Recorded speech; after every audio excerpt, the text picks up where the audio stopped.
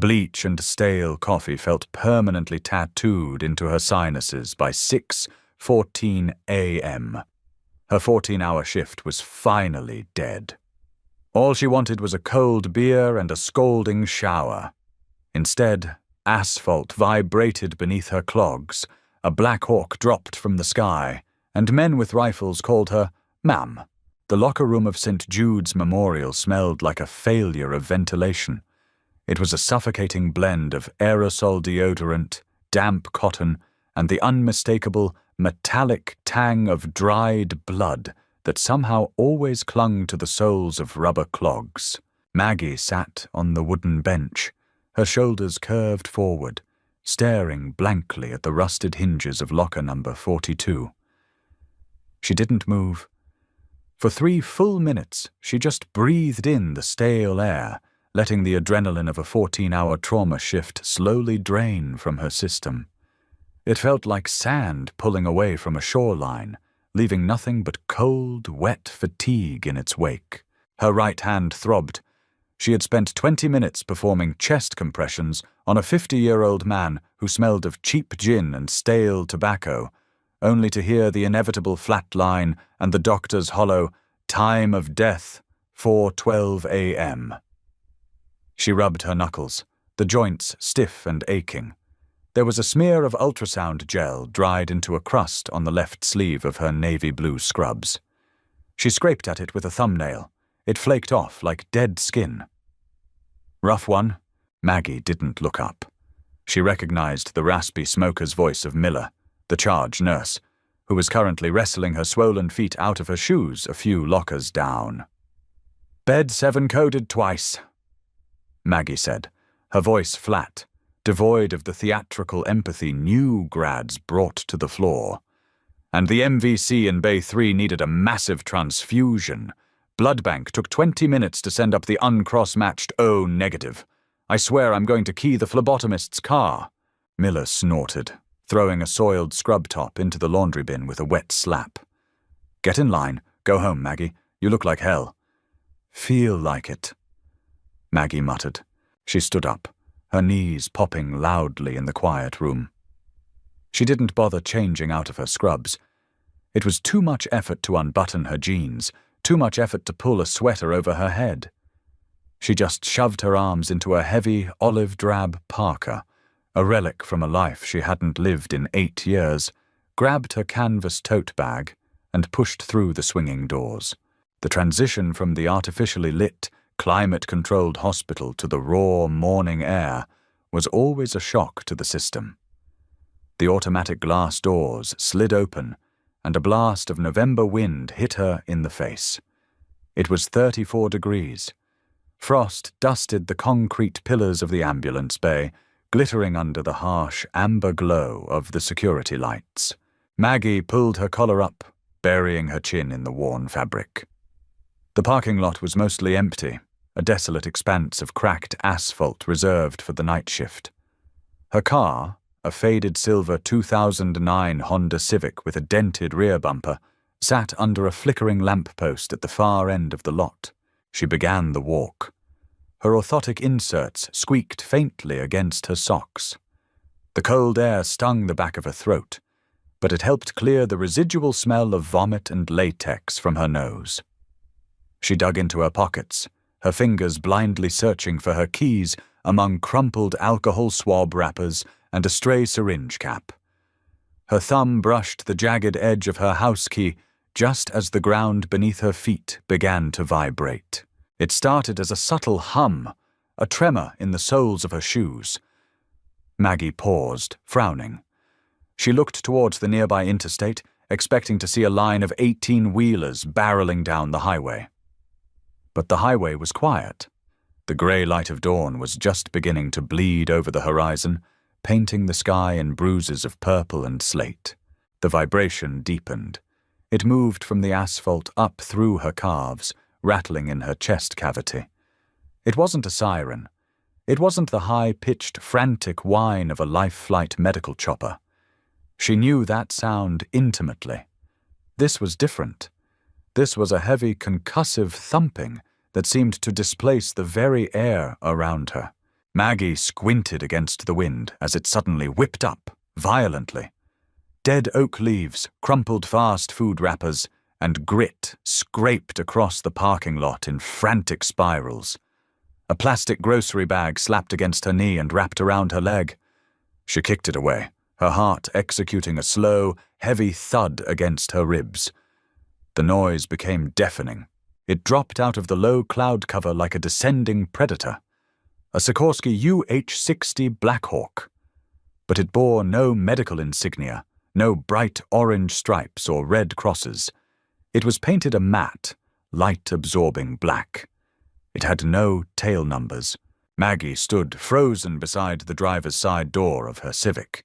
The downdraft hit her like a physical blow. The wind tore at her messy bun, whipping strands of dark hair across her eyes.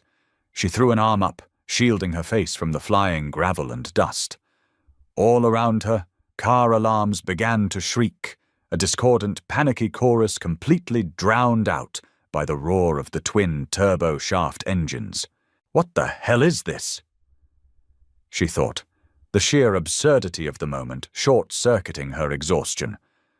They're going to dent my car. The pilot flared the nose, and the massive machine touched down in the center of the employee lot, its wheels straddling the faded white lines of 3 parking spaces. The rotors remained engaged, a blurring disk of localized hurricane force, kicking up a blinding cloud of urban debris. Maggie lowered her arm, coughing as the heavy scent of aviation fuel washed over her. It was a smell that instantly bypassed her frontal lobe and dug its claws into her hippocampus. JP-8 jet fuel. Suddenly, she wasn't in a dreary Ohio hospital parking lot. The smell dragged her back to Kandahar, to the dust, to the sticky heat, to the metallic taste of adrenaline and copper. She swallowed hard, pushing the phantom memory down into the dark, locked box in her mind where it belonged. She clamped her hand over her pocket, ensuring she hadn't dropped her keys, and glared at the helicopter. She was off the clock. She was not dealing with this. The side door of the Black Hawk slid open with a heavy mechanical clatter before the landing gear had even fully settled. Maggie leaned against the cold metal of her car door, crossing her arms over her parka. Her eyes were gritty, burning from lack of sleep and the sudden assault of particulate matter in the air. She watched, her jaw set in a hard line of annoyance rather than fear. 4 figures stepped out into the rotor wash. They weren't local SWAT. They weren't National Guard. The gear was too streamlined, the movements too unnervingly fluid. They wore unlabeled tactical plate carriers over dark, weather-resistant fatigues. No unit patches, no name tapes. Helmets equipped with panoramic night vision goggles that were flipped up, exposing faces smeared with camouflage paint and dirt. They moved with a synchronized, predatory economy, fanning out instantly to secure a perimeter around the aircraft. The 5th man stepped out. He wasn't wearing a helmet. He was tall, broad-shouldered, with a close-cropped fade and deep, exhaustion-carved lines around his mouth. He wore the same unmarked tactical gear, a suppressed rifle slung tight across his chest. He didn't scan the perimeter. His eyes locked directly on Maggie. He began walking toward her. Maggie didn't move. A rational person might have run back towards the safety of the hospital's sliding glass doors. A rational person might have ducked behind their vehicle. Maggie just stood there, her thumb subconsciously tracing the seam of her scrub pants, feeling the weight of the last 14 hours pressing down on her spine. As the man closed the distance, the pilot finally idled the engines. The deafening roar of the rotors spooled down to a heavy, rhythmic whoomp, whoomp, whoomp, leaving the shrieking car alarms to echo loudly in the cold morning air. The man stopped 3 feet in front of her. Up close, he smelled of sweat, cold cordite, and wet wool. His eyes were a pale, washed-out blue, and they held the frantic, tightly coiled energy of a man operating on borrowed time. "Margaret Hayes?" His voice was gravelly, carrying easily over the dying sound of the rotors. Maggie stared at him. She noted the micro-expressions, the tight twitch in his jaw, the way his hand rested, not aggressively, but instinctively near the magazine well of his rifle.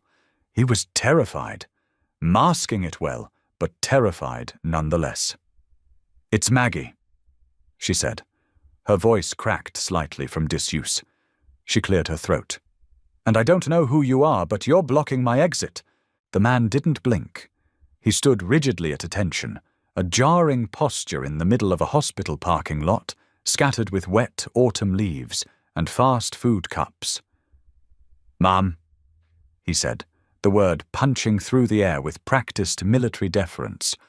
"I am Captain Reynolds. We need you to come with us, immediately." Maggie let out a short, hollow laugh. It wasn't a sound of amusement. It was the sound of a woman whose patience had expired 3 hours ago. "I think you have the wrong Margaret Hayes, Captain. I'm a civilian ER nurse. I just spent the last hour documenting a bowel impaction. I don't do whatever this is." She gestured vaguely at the helicopter and the heavily armed men. "We have the right person," Reynolds said, stepping half a pace closer. His voice dropped an octave, losing some of the formal rigidity, adopting a tone of desperate urgency. "Major Hayes, you are the only one." Maggie flinched. The title hit her like a physical strike to the sternum. Major. Nobody had called her that in 8 years. Not since the tribunal. Not since she handed over her ID, packed her duffel, and walked away from a career that had chewed her up and spit her out in pieces. "Don't," Maggie said, her voice instantly dropping its lethargic drawl, hardening into a sharp, commanding edge that surprised even her. "Do not call me that. I am no longer in the service. My commission was resigned. Your resignation was never formally processed by the Department of Defense." Reynolds countered smoothly, though a bead of sweat tracked down his temple, despite the freezing temperature. "You were placed on inactive readiness reserve, classification code Black Echo, by direct order of the Joint Chiefs." Maggie's grip on her canvas tote bag tightened until her knuckles turned white. The cold morning air suddenly felt insufficient to fill her lungs. Black Echo, a classification reserved for assets so deeply buried they legally didn't exist until someone broke the glass. "No," she said simply. She turned away from him, jamming her key into the lock of her Civic. The metal scratched against the frozen lock cylinder. "I'm going home. I have a cat to feed.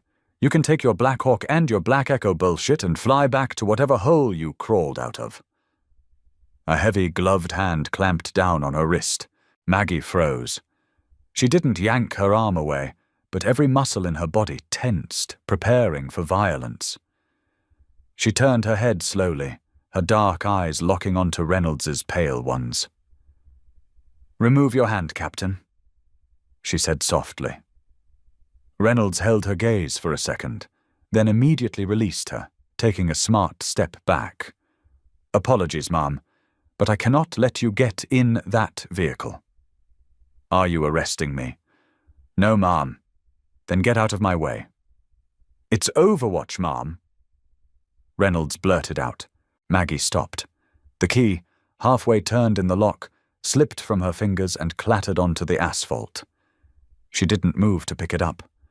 The sound of the car alarm seemed to fade into a distant buzz. The cold wind stopped registering on her skin. Overwatch. It wasn't a military operation. It wasn't a base. It was a person. "Who?" Maggie whispered, the word barely making it past the sudden, hard lump in her throat. "Target is critically compromised," Reynolds said, his tone shifting into a rapid, sterile operational briefing, though the panic in his eyes betrayed the clinical words. "GSW to the upper thorax, bullet fragmented, severed the descending aorta and compromised the pulmonary artery. He is on a mobile ECMO circuit right now, but the primary perfusionist was killed in the extraction." Maggie turned to fully face him, the blood draining from her cheeks. "You put him on ECMO in the field?" "We had to, Ma'am. He coded twice on the exfil." "Where is he?" "En route to Site Delta, 5 minutes out." Reynolds swallowed hard. "Ma'am, you wrote the manual on the portable perfusion rig. You are the only trauma surgeon on this continent with the clearance to enter Site Delta, and the only one who knows his specific physiological anomalies." "I'm a nurse," she snapped, a defensive reflex. "I was demoted to a nurse. I haven't operated in—" "Ma'am," Reynolds interrupted, his voice cracking. The stoic soldier facade fractured completely, leaving a desperate, exhausted man begging a stranger. "He's bleeding out into his chest cavity faster than the machine can pump it back in. If you don't get on this bird right now, he dies before sunrise." Maggie stared at the helicopter. The dark fuselage, the spinning blades slicing through the grey morning mist. She looked down at her hands, still slightly sticky with the residue of hand sanitizer and the phantom memory of a dying patient's sweat. She hated Overwatch. She hated everything he stood for, everything he had forced her to become, and the ruin he had left her life in. She had spent 8 years trying to forget the sound of his voice and the cold, utilitarian calculus of his decisions. "If he dies, my clearance dies with him," she muttered, a dark, cynical thought spoken aloud. Reynolds didn't respond. He just waited. Maggie closed her eyes. The ache in her lower back screamed in protest. She had done 14 hours. She just wanted to sleep. She opened her eyes, kicked her dropped car keys under the chassis of the Civic so they wouldn't be stolen, and looked at Reynolds. "You have scrubs on that bird?" she asked. Reynolds exhaled, a visible cloud of white vapor in the freezing air. "Full mobile surgical suite, Ma'am. Don't call me Ma'am," Maggie grunted, already walking past him toward the idling Black Hawk. "And if this is a trap to get me back into a uniform, I'll sever your carotid with a scalpel." "Understood, Major," Reynolds said, falling into step behind her. Maggie ducked under the heavy sweep of the rotor blades, the intense smell of JP8 filling her lungs once more. She reached out, grabbing the cold metal frame of the door, and hauled herself into the vibrating belly of the beast. Her quiet life was officially over. The inside of the Black Hawk didn't offer the sleek, cinematic illumination of a Hollywood movie. It was cast in a sickly, utilitarian green from the tactical night lights, bathing the cabin in the color of bruised skin. The vibration was absolute. It rattled Maggie's teeth and turned the half-digested, stale hospital coffee in her stomach into a caustic, churning slurry. She didn't sit. The moment the skids cleared the frost-covered pavement, she reached up and grabbed the steel railing above her head, letting her tired body absorb the violent pitch and yaw of the aircraft. Reynolds tossed a heavy canvas duffel bag onto the ribbed floor plating. "Sterile gear!" he yelled over the deafening engine roar, his voice tinny and distorted through the noise-cancelling headset he had unceremoniously shoved over her ears. We converted the aft section. Maggie unzipped the bag. No pristine pressed white coats here. She pulled out a pair of deep charcoal surgical scrubs, heavy, fluid-resistant, woven with stiff ballistic fibers. They smelled intensely of vacuum-sealed plastic and ozone. She stripped off her heavy hospital parka and the vomit-stained navy scrubs without a shred of modesty. The 4 operators in the cabin had their eyes locked rigidly outward, their weapons tracking the dark, blurring horizon through the open doors, ignoring her completely. She pulled the charcoal top over her head. It was stiff against her skin. It felt like armor. "Give me the tablet," Maggie demanded, holding out a hand, palm up. Reynolds slapped a ruggedized Panasonic Toughbook into her palm. Biometrics alive, streaming from the transport rig. Maggie stared at the glowing screen. The telemetry was an absolute disaster. Blood pressure was practically a rumor, 52 over palp. Heart rate was a frantic, threadless flutter of 140 beats per minute. The portable ECMO machine was currently doing the work of his failing heart and lungs, pulling dark, deoxygenated blood from his femoral vein, violently running it through a membrane oxygenator and shoving it back into his carotid artery. But the circuit pressure was dropping rapidly. He was leaking faster than the mechanical pump could compensate. He's already dead, she thought, her thumb tracing the erratic, jagged EKG line. He's a ghost attached to a battery pack. A cold, profoundly cynical part of her. The part that had barely survived the closed-door court-martial. The part that had learned to find peace in emptying bedpans for ungrateful civilians. Wanted him to die. Overwatch wasn't just a former commanding officer. He was an architect of necessary evils. He was the man who had ordered the drone strike on the compound in Helmand, knowing full well the civilian casualty projections. He was the man who had looked Maggie in the eye, utterly devoid of emotion, and told her that her morality was a luxury the geopolitical landscape could not afford. She hated him. The hatred was a physical thing, a cold, heavy stone sitting permanently at the base of her throat. Yet her fingers were already flying across the screen, calculating flow rates, adjusting the theoretical heparin drip, anticipating the surgical field. Her body remembered the chaotic rhythm of trauma. It was a vicious, undeniable muscle memory. The helicopter banked sharply, throwing her hard against the bulkhead. The green tactical lights switched abruptly to a harsh, blinding white. 1 minute, the crew chief bellowed from the cockpit. Maggie grabbed a pair of sterile surgical gloves from the canvas duffel, tearing the tough paper wrapper open with her teeth. She spat the paper onto the vibrating floor. "What's the facility?" She shouted at Reynolds. "Site Delta, decommissioned silo under the Appalachian Ridge. Do they have a cell saver? I need his own blood washed and returned to him immediately. Transfusing cold bank blood at this volume will throw him straight into the lethal triad. He'll freeze to death from the inside out." "Yes, ma'am. Full suite." "Stop calling me ma'am," she snapped, snapping the thick latex gloves over her wrists. The rubber squeaked loudly, a sound that instantly tightened her chest. "I work for a living." The helicopter didn't land. It plummeted.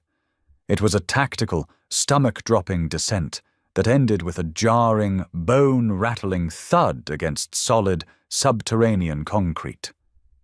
The side doors didn't just slide, they were violently ripped open by ground crews wearing hazmat-style biosuits. The sensory shift was jarring. From the freezing, jet fuel-soaked wind of the chopper to the sterile, heavily filtered, chemically pure air of a subterranean bunker. It smelled acutely of industrial bleach and high-voltage electronics. "Move!" Reynolds barked, jumping out and turning to offer a gloved hand. Maggie ignored it. She vaulted out of the cabin, her rubber-soled boots hitting the concrete with a heavy, wet slap. The hangar was massive, lit by banks of halogen lights that hummed like angry hornets. In the center of the room, surrounded by a frantic swarm of panicked technicians and heavily armed guards, was the gurney. And on it was the ghost. He looked smaller. That was Maggie's first irrational, deeply human thought as she sprinted toward the surgical bay. The man who had once projected an aura of invincible, terrifying authority now looked like a slab of cold, grey meat under the harsh surgical lamps. His chest was cracked wide open. It was a makeshift brutal field thoracotomy. A heavy stainless steel retractor was jammed violently between his ribs, holding the chest cavity apart by brute force. The smell hit her then, the thick, unmistakable copper penny stench of massive arterial hemorrhage mixed with the sour, horrifying tang of ruptured bowel tissue. "Get out of my way," Maggie growled, shoving a paralyzed, wide-eyed field medic aside. She stepped up to the table. The noise in the room was absolute chaos, cardiac alarms blaring in discordant tones, people shouting conflicting vital signs, and the rhythmic, wet, mechanical slurping of the surgical suction unit. "Silence!" Maggie roared. The sheer, unexpected venom in her voice acted like a physical shockwave. The shouting stopped instantly. The only sounds left were the shrieking digital monitors and the wet thwack-thwack of the UCMO pump, keeping his brain alive. "Turn off the audible alarms. I know he's dying. I don't need a machine singing a song about it," Maggie ordered. She didn't hesitate. She plunged her gloved hands directly into his open, ruined chest. It was hot. Uncomfortably, stiflingly hot. She bypassed the slick, pulsing mass of the deflated left lung and dug deep toward the thoracic spine. Blood pooled instantly, dark, thick, and utterly obscuring her vision. She couldn't see the tear in the aorta. She had to feel for it. Her fingertips brushed against fragmented, shattered bone, then the jagged, burning metal edge of the bullet casing. She ignored the sting as it caught the edge of her glove. She slid her index and middle fingers down the slippery, muscular tube of the descending aorta. There, a massive, ragged tear. Blood was jetting out in a high-pressure spray, hitting her wrist beneath the glove, warm and sticky. "I need a vascular clamp, DeBakey," she demanded, her eyes locked on the wall in front of her, focusing entirely on tactile feedback. "And I need deep suction right here. Blind. Now." A technician fumbled, trembling, and pressed a standard hemostat into her hand. Maggie didn't even look at him. She dropped the useless instrument onto the floor with a clatter. "I said a DeBakey clamp. Are you completely deaf? If you hand me the wrong instrument again, I will stab you in the thigh with a scalpel. Clamp, now!"